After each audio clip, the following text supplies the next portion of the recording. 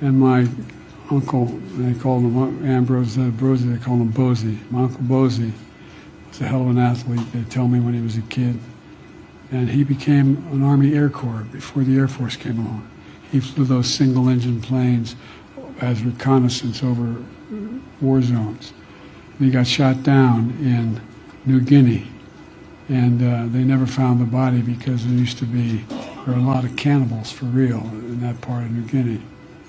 And then my Welcome back, guys. Bowtied Owl here. So today we have President Joe Biden talking about how his uncle was shot down over New Guinea and eaten by cannibals, apparently.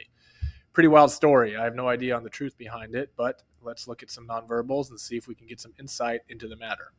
It's a short video, but near the end, I'm a bit suspicious on the choice of his gesture here when talking about cannibals, along with the blink rate. So stay tuned for that. As always, make sure to give the video a like and follow for more content like this. Let's rewatch the clip, and then we'll get into the analysis. And my uncle, they called him Ambrose Brosey, they called him Bowsy. My uncle Bowsy was a hell of an athlete, they tell me, when he was a kid. And he became an Army Air Corps before the Air Force came along. He flew those single-engine planes as reconnaissance over war zones. And he got shot down in New Guinea, and they never found the body because there were a lot of cannibals for real in that part of New Guinea. And then my First things first. So Biden is a hard read, mostly due to the lack of enthusiasm and because he's a seasoned politician. They've had many years of practice getting their nonverbals correct. But let's recap the story first. So Joe Biden suggested twice now that the U.S. was unable to recover his uncle Ambrose Finnegan remains after Finnegan's plane crashed near New Guinea during World War II, because there used to be a lot of cannibals in the region, suggesting, without outright saying, he was eaten. That might be true, and scouring the internet shows there's some truth to that statement. But let's think about the emotions you would have when telling the story of an uncle who was shot down and eaten by cannibals. Would it be this? And my uncle, they called him Ambrose Brosey, they called him Bowsy. My uncle Bowsy was a hell of an athlete, they tell me, when he was a kid. Pretty unlikely you'd tell it emotionless like that. And secondly, would you have to read that story from a pre-written script? That's a defining moment in a family history and a hell of a story. I know I wouldn't have read from a script for that, especially if I was a seasoned speaker like Biden. He does lift his head up shortly, but it seems a bit odd to me. Moving on, we then see him read through a script again as he talks about his uncle being shot down. And again, why do you need to read a script here? I suspect, keyword is suspect here, that he forgot where the crash was, New Guinea in this case. But I go back to my original point. How could you forget a story like this? Your uncle was apparently eaten by cannibals. I would remember that story to the very detail.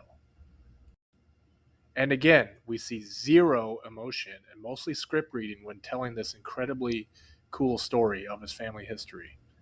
It doesn't make sense. There is a point where we see his eyebrows raised and his hands go into neutral positions. Palm position is important to watch for. So palms up is generally open and honest. When you see palms down, it's generally negative, controlling, and palms sideways is typically indicative of weighing options or neutrality. The choice of palms sideways here could be a subconscious attempt to appear unbiased while sharing a story that might be exaggerated. It's like saying, this is just the information I have, perhaps providing more color to the narrative than the facts alone would suggest. Now, we also see a quick moment where he blinks rapidly when telling that story. And typically you see rapid blinking when someone is emotional, which is plausible. This is an emotional story. Although I do see and hear zero emotion.